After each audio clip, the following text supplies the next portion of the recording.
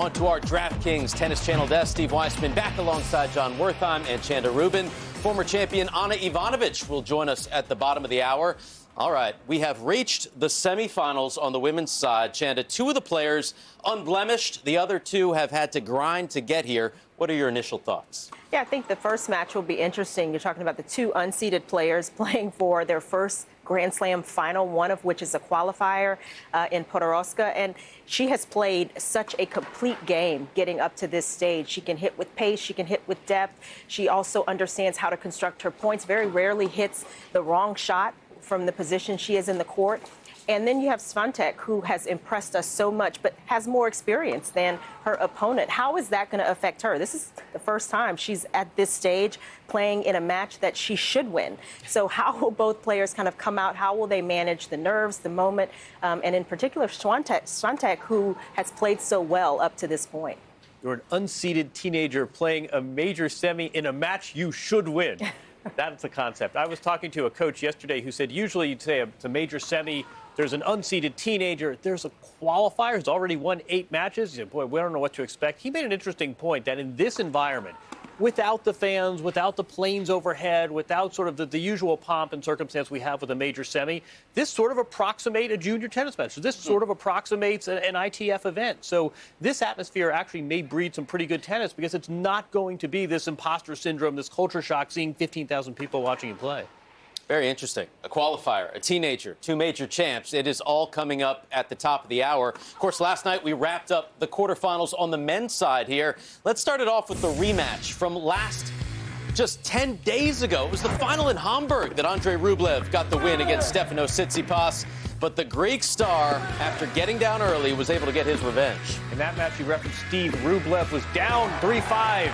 In the third set, he came back to win. Here, Rublev was up 5-3. You know what happened? Tsitsipas reeled off 16 of the next 21 games. Really took control of this match. He made 16 of his 17 net approaches into volley winners. Really showed off the whole game. I mean, we're going to see a lot of power here. We see him, this is match point, appropriately closing with a volley. But there was also a lot of defense, a lot of reach, a lot of nice return. This looked like a clay court player, and he won yet another straight set match. Yeah, lost the first 2 sets of the tournament, has not dropped one since. First Greek player to reach the semifinals here. And afterward, he said, I am no longer a next-gen player. I'm a proper adult. Well, this was a month ago. Novak Djokovic defaulted at the U.S. Open for hitting a lineswoman with a tennis ball during a match against Pablo Carreño Busta. That remains his only loss of the season. So fast forward 31 days, and they would meet again last night. Djokovic, Carreño Busta, and Chanda. Early on in this match, Djokovic dealing with some physical issues. What's he doing there? He's hitting his arm, trying to loosen it up. It was anyone's guess, but it was strange that first set. But here we are in the third after Djokovic completely turned things around, in particular on his serve, getting many more first serves in. He was able to play from more aggressive positioning in the court, came in 30-something odd times over the course of the match, won the majority of those points. Novak Djokovic did a very good job of upsetting the rhythm and the momentum of Carreño Busta, and it felt a little bit inevitable at the end. It was still a tough match to close out, but Djokovic, a bit of relief getting through that one. 10th semifinal at Roland Garros, and Novak is looking ahead to the semis against Tsitsipas. I expect a really tough match, tough challenge for both of us. Semifinals of Grand Slam, I mean, this is what you expect. You expect to play a top 5, top 10 player, and this is what I get. So I'm hopefully going to be able to feel my best and play my best. All right, let's take a look at the draw, John. We are down to the final 4. What do you make of these? Interesting matchups. We'll start on the bottom where we have a rematch of that match in Rome that Schwartzman won. That's good news for Schwartzman. Less good news before that. He was 0-9 against Nadal. Nadal had won 22 of the 24 sets they had played previous to that match. I would say best of 5, much different than best of 3, but good for Schwartzman. And then the top guys, I think Tsitsipas has a real chance here. I think he does, and certainly question where Djokovic will be physically, how he'll recover from what looked like real discomfort during the course of that match. I think for Tsitsipas, he just looks more confident. He looks more clear about how to get out of difficult situations in matches. That match against Rublev, he didn't panic when he was down in that first set. That's a skill he's going to need against Djokovic. So I think this could be a real interesting one. I'm curious, Chanda, what you think about playing your first semifinal at a major. I mean, what was your mindset in your first semifinal?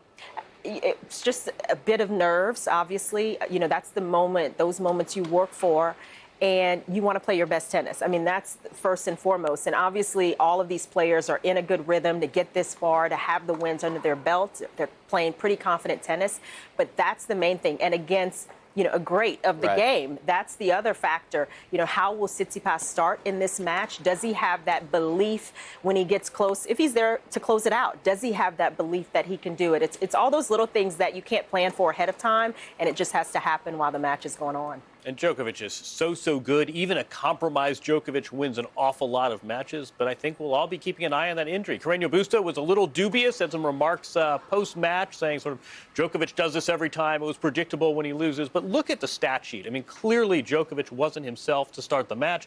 And clearly he loosened up and got better. I mean, I think it's completely reasonable for an athlete to have an injury and loosen it up, and you take some fluids and the stress hormones change. But the Djokovic we saw in sets 2, 3, 4 had nothing to do with the Djokovic in the first set. Well, and one thing to note, he never actually took a medical timeout, Djokovic. He did have that work on the changeovers.